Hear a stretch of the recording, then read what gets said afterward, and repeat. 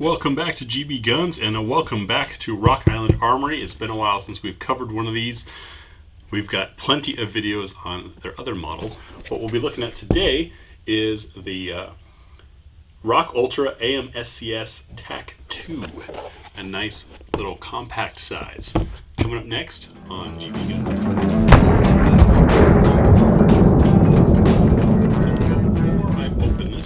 Wanted to show you the guns come in these bags which have some preservatives, some oil in them, which does kind of make the finish look a little odd, but it also means that the gun arrives rust free, so I can appreciate that. Inside our case we have our obligatory cable lock. It did have this warning on it and the chamber flag in it. I of course had to pull it out to play with it. I've got one mag in the gun and a second mag here. AC mags made in Italy. 2 7-rounders because this is a compact little guy. Get that out of the way. See what else comes in here. Got nothing in the bottom. Up top we have our manual, and something that I've always appreciated about the AMSCS guns, the Rock Island guns, is for the serial number you can see exactly when it was, who sighted it, when, and when the gun was tested, and that includes their the two test fired casings, which is kind of cool. Nice to know the date on when things were made. Like this is made in looks like July of 2018, and we were watching this video in while this video is being filmed in March of 2019, which makes me appreciate the preservatives that the gun came with. Look inside the manual. Updated manual, it looks like. Exploded views of all the different models. And we have some black and white photos explaining breakdown of the gun. Speaking of which, let's get the packaging out of the way and take a look at our gun. So the AMSCS Tac 2 is a nice compact size 1911. Of course, this one is in 45. 7+1 rounds, so back to the original round count, if you will, with a flush-fitting mag that has a little base pad on there, so you're not jamming your hand straight up hard against the gun. We'll check for clear and make our way around the gun. I always forget this, so I'm going to start with it. Let's see what this trigger is like. Pull up to a wall, clean break, reset, crisp, audible, clean break again, as a 1911 should be. If you're new to 1911s, their awesome triggers is a big part of why they're popular. And looks like this is a 70 series, which explains part of why it's so crisp. More on that once I get inside the gun. Take a look around the gun. Starting up at the front, as we always do. And no, I'm not filming this with my eyeballs. I'm filming it with a camera that's pointed down. This gun is not pointed at my face, and it's not pointed at your face, so please hold the reactions. Bushingless barrel system, which I appreciate. Looks like full-length guide rod. Very nice. Slide to frame, we have a little bit of vertical, a little bit of horizontal. Fiber optic front sight. Clean front end of the gun. No front serrations. The import marks are underneath the dust cover, which is not bad, keeps them off the rest of the gun. Everything's smooth through here. We can see the front strap has some interesting cuts into it for enhancing grip. They have a little bit of relief for a finger there, and with my large hands I can still get 2.5 fingers on here, so that is a full grip with the magazine and the base pad in there. 3 full fingers, so you don't have to worry about it. If you're a large-handed person and want to carry a smaller 1911, you still can. Magazine release is easy to push thanks to that nice cut in these G10 grips that allows the thumb to get in there. Our safety clicks nice and positively and cleanly. It's not extended, but it is an improvement over the GI design. There's no sharp edge on there, which is nice. If you've ever spent a lot of time on a GI 1911, you end up with some wear on the underside of your thumb from flicking that up and down. That is less likely to happen here. I can still barely reach the slide release, kind of have to rotate my grip a little bit. Looking underneath, we can see we have a little bevel there to aid in reloading. People get all wrapped up on that on double stacks, but really single stacks are where it's most important, because on a double stack, the magazine itself is tapered. Singles, that's not an option. We've got a flat back strap that is nice and aggressively checkered there. No lanyard loop, which is great. Those are kind of annoying when you carry. Slight extension to the grip safety. Beaver tail comes up nice and high. That helps prevent any hammer bite. Hammer's not going to get to your hand. Slide to frame fit on the rear. A little bit of side to side. A little bit of vertical. So gun's got some looseness to it already. Should aid in reliability. See if it costs in accuracy once we get to the range. There's our sight picture.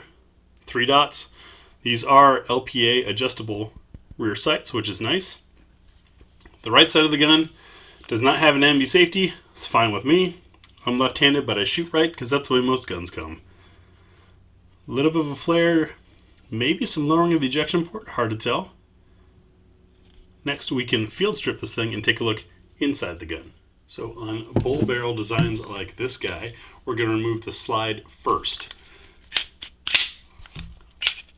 Bring the slide back to where that cutout there is above this end of our side stop. Push on it from the other side. I grab like this to hold it in place and pull the pin out and ease the slide forward and off. Now for getting the guide rod out, that can be tricky. What they recommend doing is you push forward until that hole appears right there. Whew, that's hard to hold on to. And once that hole appears, put a paper clip in there to take the pressure off, and then you can pull everything out. Let's see what we can do about that. So we have our paper clip here. They want it bent 5/16 inches at 90 degrees.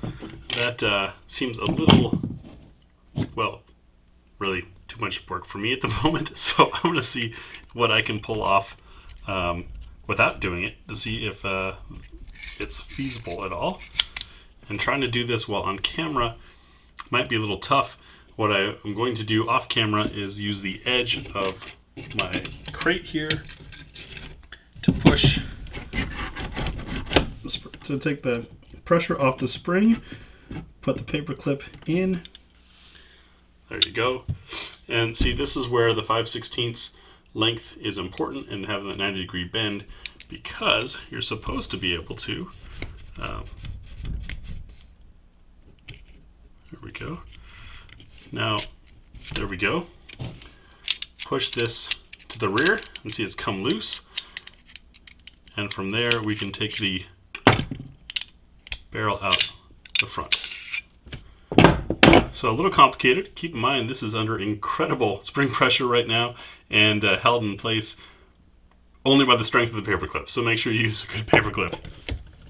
So I'm going to grab one of the rim wipes that you guys always see me using and wipe off some of this preservative and put some real oil on here. Also, it'll let us see the build quality a little bit better. So it is indeed a 70s series. What I was talking about earlier is in the 80s series, 1911s, there's an additional safety, essentially a drop safety, that got put into the top of the slide, and that makes for one more mechanism that your finger is deactivating when you pull the trigger, which obviously you can see this is very clean. There's no extra mechanisms whatsoever involved.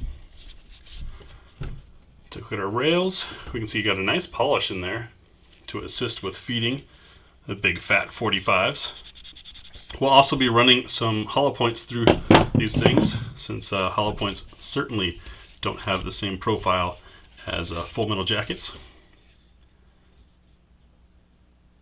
The whole thing has kind of a semi-rough finish to it, almost kind of military parkerized feel.